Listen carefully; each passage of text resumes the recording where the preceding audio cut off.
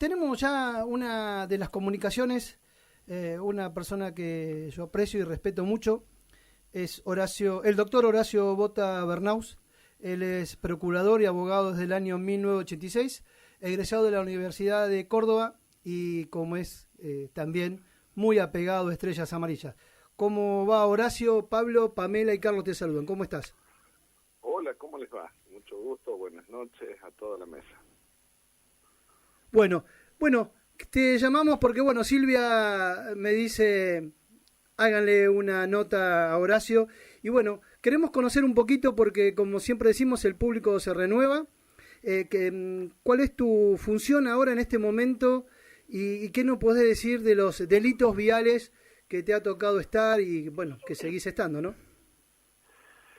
Bueno, en que estoy casi en lo mismo que hace 38 años cuando empecé a trabajar, antes de egresar de la Universidad Nacional de Córdoba, la Facultad de Derecho y recibirme de abogado.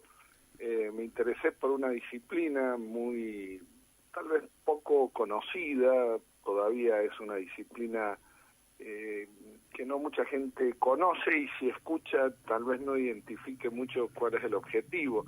Esa disciplina es la criminología, es decir, la ciencia que estudia los fenómenos antisociales y los delitos, es decir, trata de saber por qué ciertos delitos son cometidos, cuáles son las características, las causas, cómo hacerle frente a esa problemática y hacer prevención y tratar de estudiar fundamentalmente sus características, que es la forma de evitarlo o reaccionar en forma temprana y evitar que se consume con los resultados que tenemos.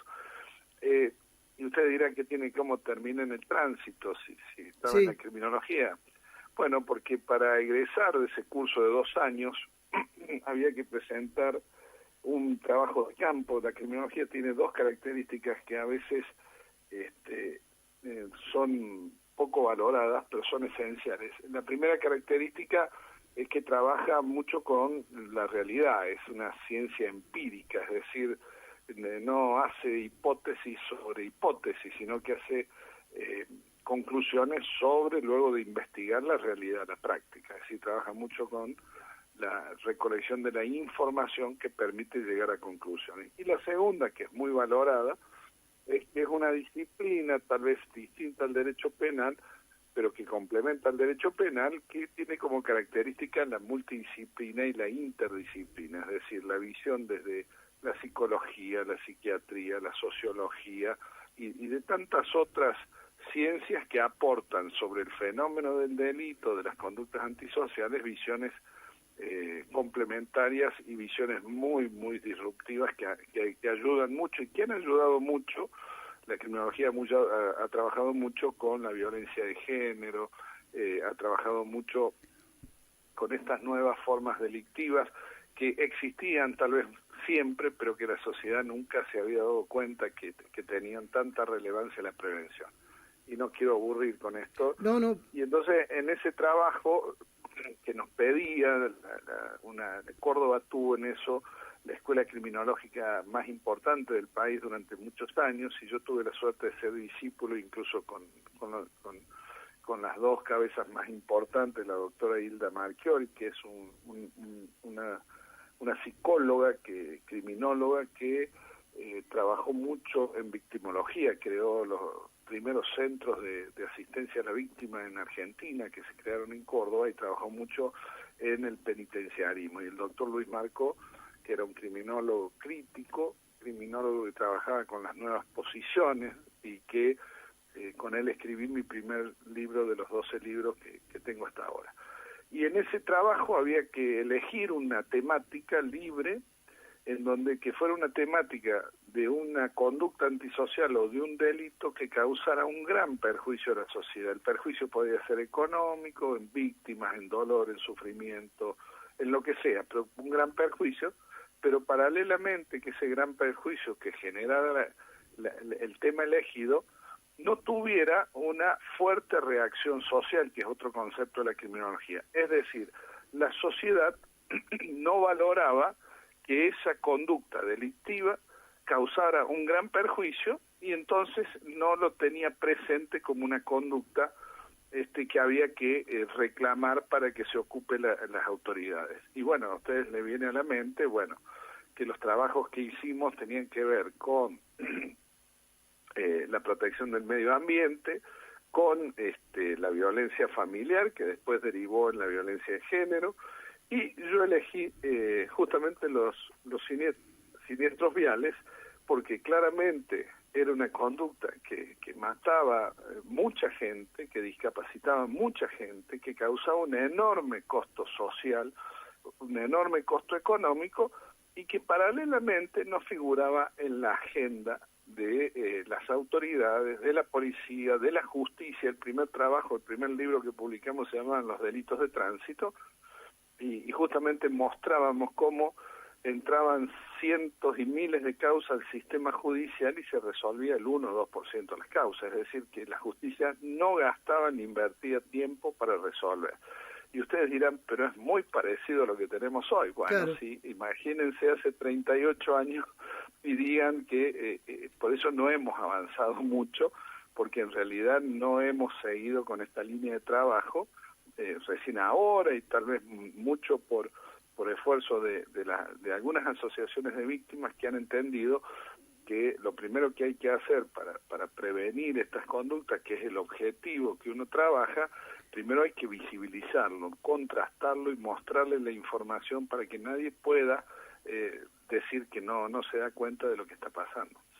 Bueno, el otro día tuvimos con el doctor Aldao Sebastián, y me dijo, Carlos, hay que empezar a llamar las cosas por su nombre, y dijo, delito, es un delito. ¿Vos cómo lo ves, Horacio, el tema? ¿Vos creés que esto va a salir en el Congreso? ¿Tenés fe? ¿O con tu experiencia de 38 años, que fuiste un visionario en elegir esto? La verdad que hace 38 años atrás te habrán dicho, ¿y qué eligió, no? ¿Cómo lo ves esto? Yo tengo una anécdota. A ver, dale, contale. Tengo una anécdota. Yo me recibí, tenía 23 años, es decir, era muy joven, y empecé a trabajar en la profesión, y empecé a trabajar con esta investigación que absolutamente era ad honorem y que iba a los juzgados, y tuve que pelear muchísimo para que los juzgados me permitieran entrar a los libros. También esto no te sorprende hoy claramente, porque sigue siendo lo mismo, a pedirle que me mostraran los protocolos de sentencias para leer cada una de las sentencias, y no me daban ni una silla, entonces yo tenía que agarrar los libros pesados en un rincón de los juzgados, porque no querían que estuviera cómodo. Bueno, yo fui muy cabezón siempre, y terminé todas las estadísticas durante 10 años de estadística, ¿no? Pero la anécdota fue que había un abogado que yo conocía, un abogado grande, que un día me para y me dice, porque habíamos organizado el primer congreso, te estoy hablando año 87, siglo pasado, parece prehistoria, y me dice, dígame una cosa, porque yo estaba haciendo un curso para que los abogados entendieran qué eran los accidentes, supieran cómo actuar. Yo tenía mucho el concepto de mi gran maestra, la doctora Ida Marchiori, el respeto a la víctima y todo este tipo de cosas, y el tipo me para y dice, dígame, ¿por qué se ocupa de estas pavadas de los accidentes? Usted tiene que buscar delitos más importantes. Los accidentes es una pavada, no tiene futuro usted en su profesión eligiendo este tema. Quería que me estaba dando un consejo sano, ¿no? Es decir, claramente en el sistema penal, los accidentes o los siniestros, y de acá quiero hacer una salvedad que es una posición muy personal. Sí. Yo creo que la palabra no es motivo de discusión. Lo que es motivo de discusión es el que hay detrás del concepto de accidente, siniestro, choque, delito. El concepto es que esta conducta, y es lo para mí importante, llamémosle como le llamemos, son prevenibles. Bueno. Entonces, de tal suerte que eso es, porque la sociedad, después de 20 años que le discutimos, que le hablamos de siniestro, cuando yo hablo con la gente me dice el accidente. Entonces, mi primer libro se llamó Delitos de Tránsito, porque no queríamos usar en el año 91 la palabra accidente. Y después la gente no entendía qué es lo que nosotros habíamos escrito, y pensaba que cuando iba a comprar un libro delito de tránsito, se trataba de robo de vehículos, robo de estéreo, Claro. pensaba que era otra cosa. Entonces, a mí la palabra siniestro me parece horrible, tampoco es una palabra precisa, y acá, bueno, usted va a decir, pero doctor, está desconociendo lo que ha dicho el mundo. Yo a esta altura de mi vida, con 38 años, no desconozco, pero doy los argumentos porque hay cosas que no coincido, ¿no? Y esta es una.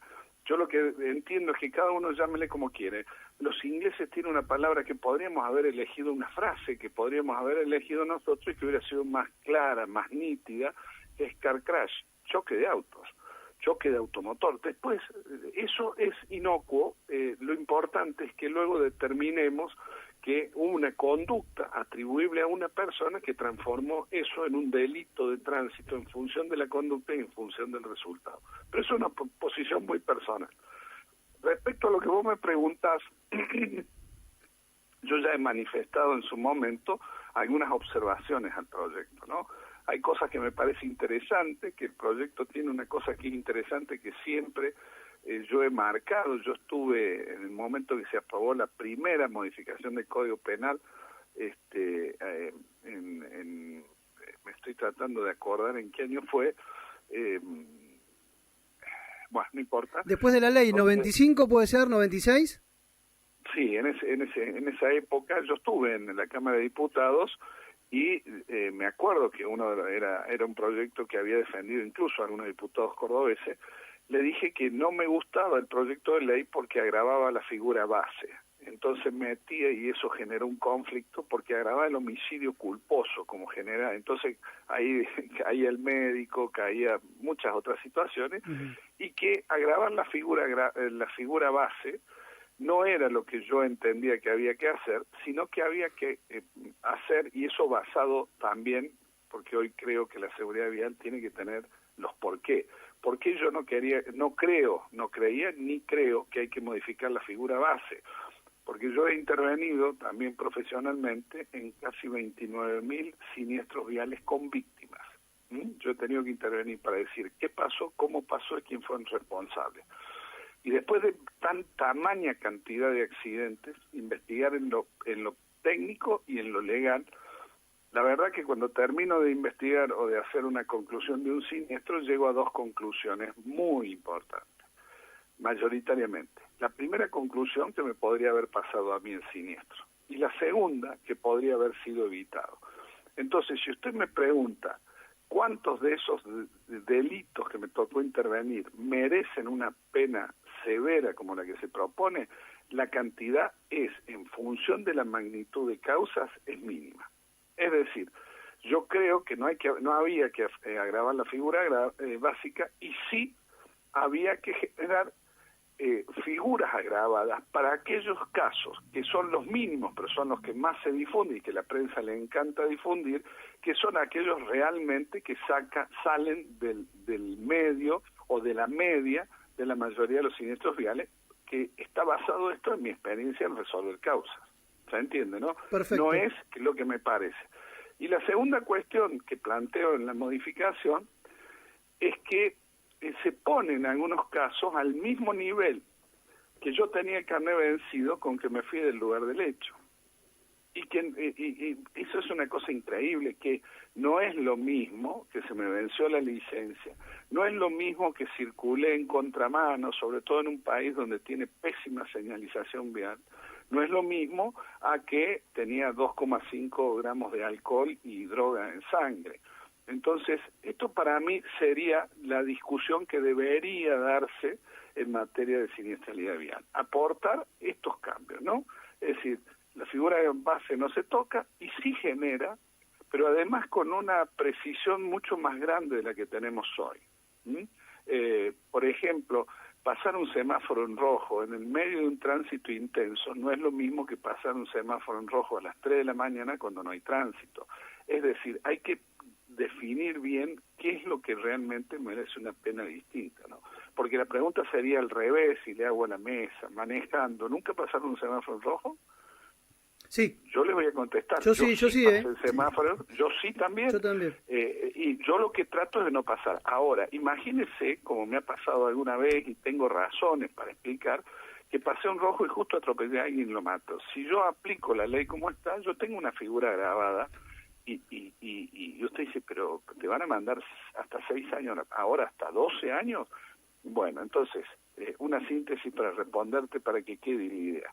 No agravar la figura básica, no equiparar figuras que no son razonablemente equiparables con la misma pena, y ver realmente si algunas conductas que hoy están, por ejemplo, circular de contramano, yo se los digo a los camioneros, vos sabés que hay un gran problema, que los camioneros no conocen esta figura, no conocen el agravamiento. No, nada, no. Entonces, si nosotros creemos, porque la pena tiene un fin específico, en el Código Penal tiene un fin específico, que es tratar de reparar el daño causado por el autor, pero tiene un fin general, que es, de alguna manera, influir en los comportamientos. Bueno, hay un enorme desconocimiento de lo que hoy, yo me doy capacitación a choferes del transporte, que manejan a veces 12 horas por día, y me doy cuenta que no tienen ni idea de lo que arriesgan. El otro día, choferes de larga distancia, con cursos todos los años, no sabían de los tiempos de conducción y descanso.